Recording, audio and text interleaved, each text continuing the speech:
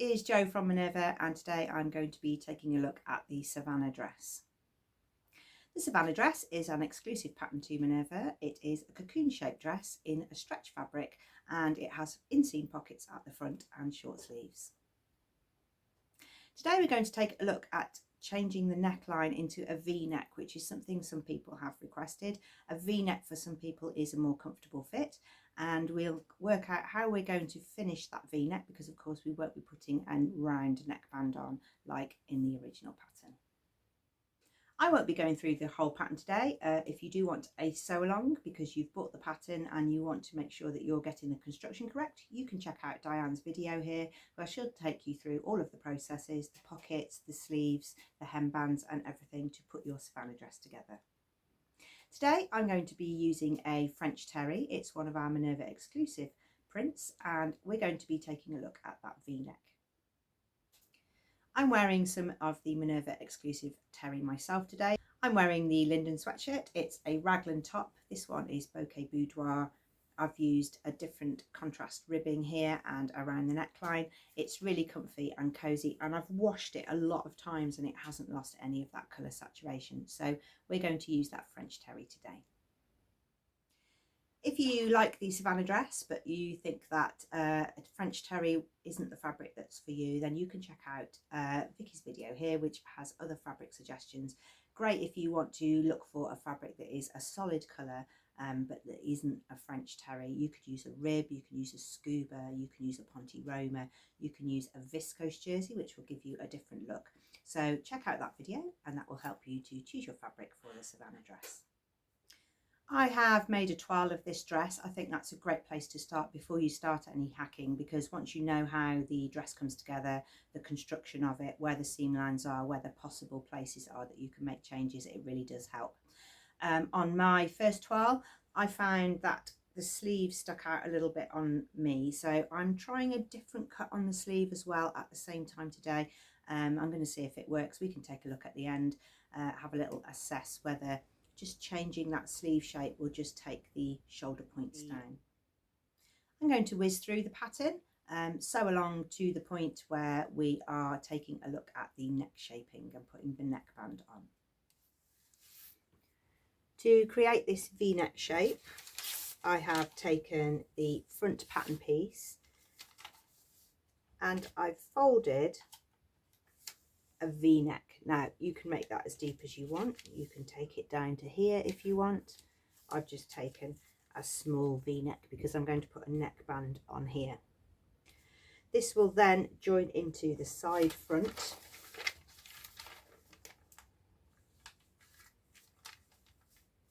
So you can match up the notches. You might need to just take a tiny little bit off there just to true up the seam. So now you can see the full range of the V-neck.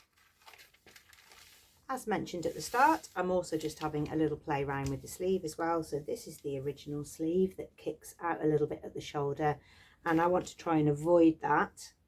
So I've curved this underarm seam like a little dolman sleeve, and then I've cut here. Now I'm not sure that that's right. I don't know whether this should be at a slightly different angle, but again I'm trying to avoid having a point sticking out at my shoulder. So this is a little experiment, and that's what hacking is all about, having a little try.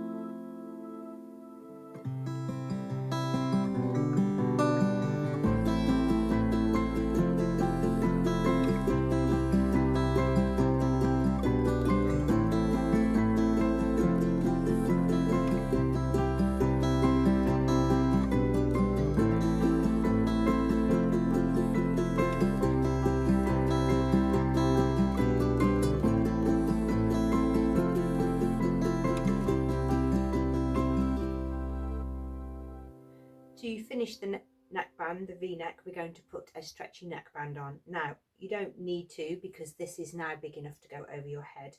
You can use facings, but I'm not keen on facings in stretchy fabric. They sort of flap around, they roll to the front. So I'm going to use a neckband, just a piece of fabric cut on the greatest direction of stretch, and I'll show you how to get the point here at the V-neck. We'll need to measure the V-neck using the edge of the tape measure, and then reduce this amount by 10%. So that we can get a neckband that's not baggy or sagging.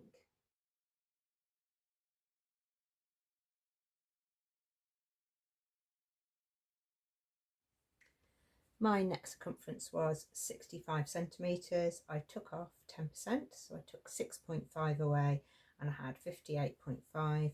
I did a really narrow just join of that neckband on the overlocker, and because French terry is a little bit curly, I've just used a stretch stitch zigzag just to hold those two layers together. It's much easier to handle.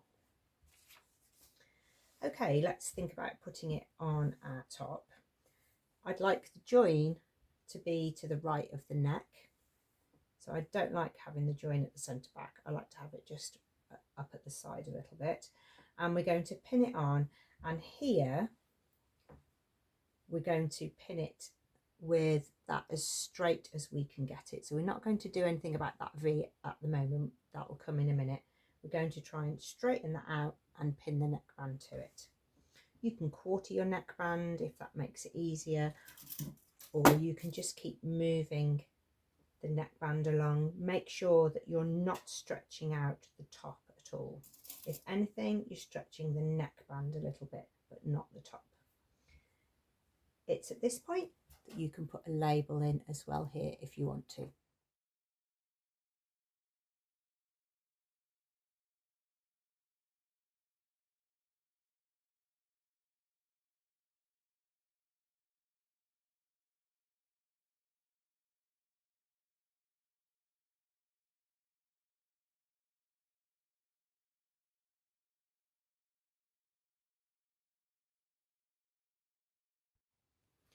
Once you've got it on, we're going to sew it on. I wouldn't overlock it straight on.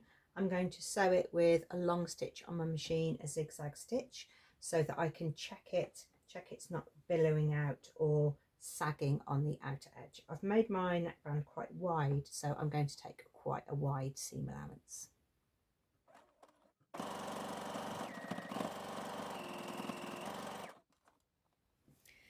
This neckband is on now. We need to find that center point, and we're going to make sure that we have a V shape there. I'll show you that from the inside. I've got quite a big seam allowance on here, as you can see, so I'm going to trim that down and overlock it. So I'm going to trim and overlock at the same time. If you don't have an overlocker, trim it out with scissors and zigzag around the edge.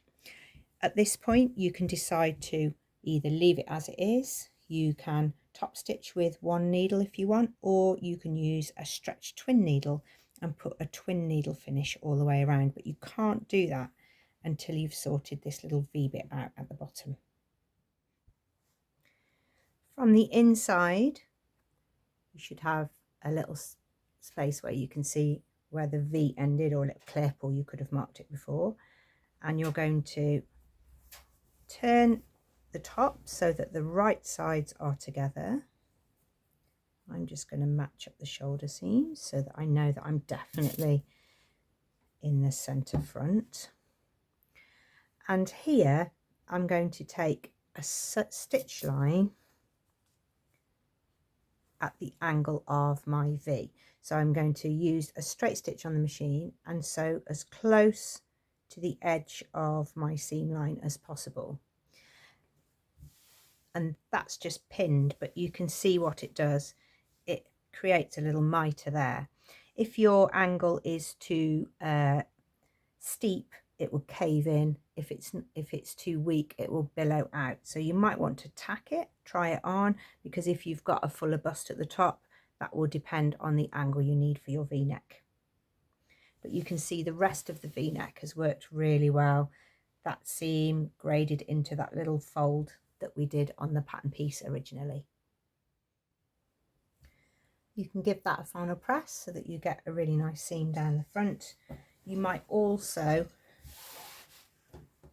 need to release and snip to that center point, otherwise it will sort of, that will curl up all of there, and at the bottom of your V you'll have a little pucker. So you need to release the fabric as if you were releasing the corner of a pocket or a collar opening.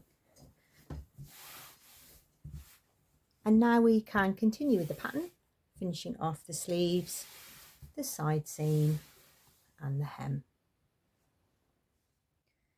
To put the hem on French terry, I'm just using some hemming web. It's a really, really light interfacing, really sort of like fairy and ethereal, and there's a piece of that inside here. I've pressed it in, so I don't have any pins or anything while I'm sewing my hem. The hem stays really nice and flat without any wrinkles or wobbles. So if you're sewing with a stretch fabric and you want a nice flat hem, iron in a piece of hemming web.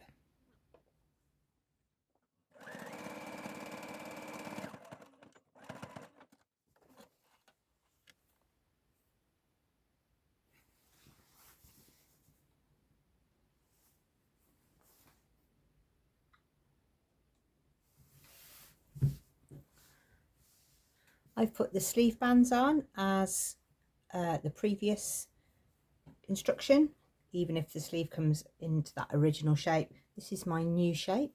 I'm going to try it on and let's see what happens. Got my V-neck, hems complete. Here's the overall silhouette of the dress. I'm wearing leggings and boots now. I've taken this one in a little bit more, so you can get a more fitted dress if that's the style that you like.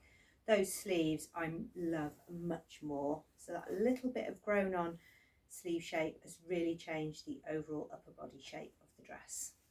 Pockets are still the same. Kept this one at knee length, but sometimes I take them up above my knee if I want to wear it with thick tights and Dr. Martens. You can change the sleeves in lots of different ways, because once you've learned how to do that grown on sleeve bit, then you can add all sorts of different things lower down. You can add an extra sleeve, you can add a 3/4 and put the band down lower down. You can put elastic through there, make that a slightly straighter seam so you've got more to gather in the sleeve head, but it's definitely changed the overall shape of the top of the Savannah. Love that V neckline. I wasn't sure about that hack at first because I thought the dress has got a really curvy shape. I don't know if a V neck will look right, but if you've got jewelry that you like to wear, it does sort of change the dress from a t-shirt looking dress to something a little bit more sophisticated.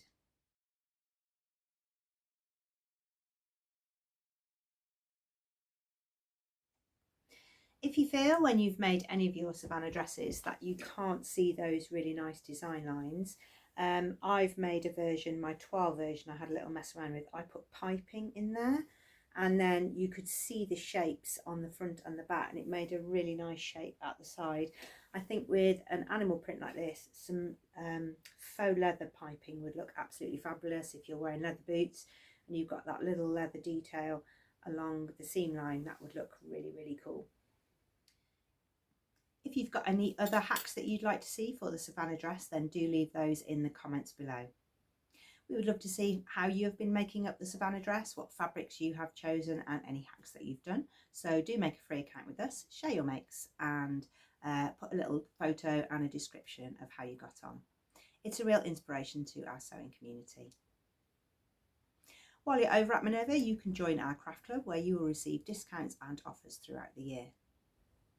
Do come back here for more sewing hacks, learn to sew videos, sew alongs, pattern pairings, new fabric releases. There's lots of content for you to enjoy. Thank you very much for watching.